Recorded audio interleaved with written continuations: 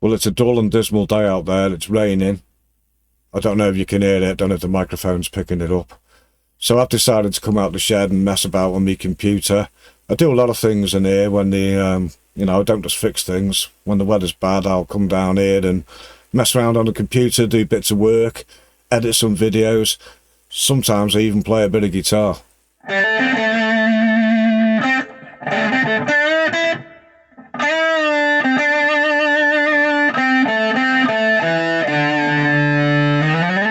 Well, I try to play a bit of guitar. To do all that, you need electricity, and this is an off-grid shed. So how do I do that? During the lockdown, I had to go at something I'd always wanted to have a mess around with.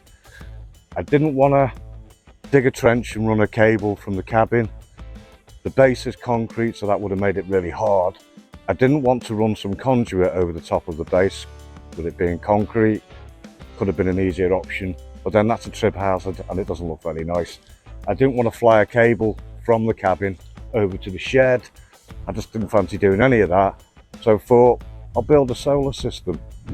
Let's see how I did it.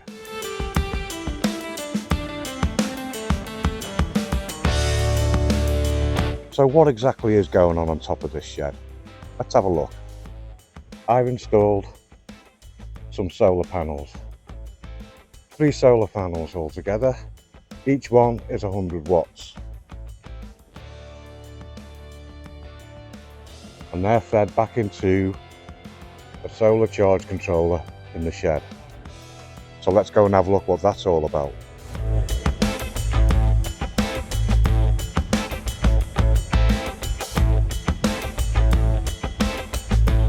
Inside the shed, I've got the heart of it, and I'm running 2 different types of solar systems in here.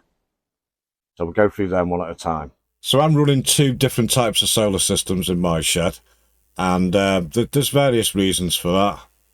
I just felt like doing it, to be honest, but it's good to have more than one system. One system's portable, one system's static. One system uses the older style technology using leisure batteries, and the other system uses more modern technology using LiPo4 batteries. Let's have a look at system 1, using the leisure batteries. Inside the shed, we've got 100 watt solar panel coming in there, and another 100 watt solar panel coming in there, and they're linked together by that connector. So we've got 2 panels going into one. Did you see my curly cables? Someone gave me some grief over that, saying, look at the state of those curly cables, I wouldn't let you wire anything up for me. But there's a reason it did that, and I got advice from someone who's very experienced at installing solar systems. They said, don't cut your wires, because you might change your mind over where you want your panels, which I did. I did move them from where I originally had them. And if I'd cut the cables and got everything nice and neat, I would have had to go out and buy more lengths of cable and more of the MC4 connectors they are for the solar system that I'm running. So I would have just had to go out and spend a load more money. So I'm not cutting me curly cables. And if you don't like it, it's tough. So 200 watts of panels are wired right down to the charge controller, which you can see is charging now, despite the fact it's not a massively sunny day. The batteries are sitting at 13.3. Once they get to 14.4, they'll float and they'll stop charging. So this is a charge controller that stops it overcharging, and it sends from the solar panels coming in to the batteries going out to the leisure batteries. We've got a little chart here showing you the percentage and voltage. You don't want to let it dip below 12.2 because these are only leisure batteries. You can't completely drain them or you'll damage them. I'm running 2 leisure batteries, 12 volts, 90 amp hours. Another one, 12 volt, 90 amp hours, right, wired in parallel, so I could keep the 12 volts and not go up to 24 volts, which you get if you wired in series. So you think that would give me 180 amp hours of power, but it doesn't, because you can only use 50% because they are leisure batteries. So I view it only gives me 90 amp hours. I've got a large main fuse connected for safety. There's an equation you can do to figure out what's the right size for you. I can't remember how you do that, but I know that I'm using the one that's correct for me. And that's a safety feature. If things are going wrong, it's going to blow the fuse. Connected to that is a power inverter taking 12 volts and cranking it up to 240 volts. This will run 1500 watts allegedly, but I only use it for light use. I've got the main lighting for the shed there. That's a strip light from an RV or camper van.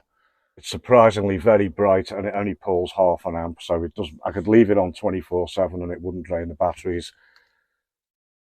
Same with these LEDs that I've got wired in.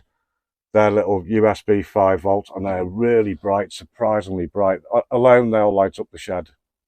You know, nice little mood light at night time, plenty.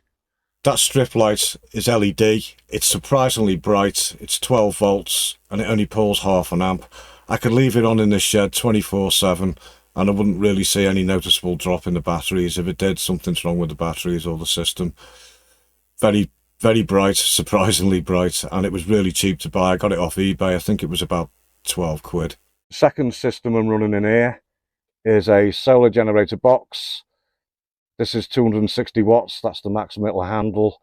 Got the third solar panel charging that. As you can see, if I take that out, stop charging, put it back in, and we're charging again. You've got USB, USB-C, rapid charger there, 240 volts output. So that can charge phones, tablets. I'm running another one of these 5 volt LED lights there. That really lights it up at night. There's me 240 volts going to a extension lead 4-way, and that's giving me power to charge up my laptop. And that is how I get power to my off-grid shed. It's all free because it's from the sun. Solar power. Okay, it cost me a little bit to set up. I think all told I might have spent about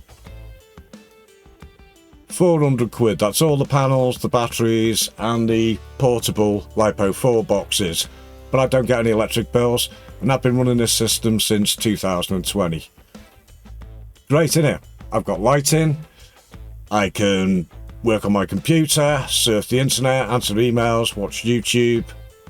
But right now, I think I'm just going to play the guitar. See ya.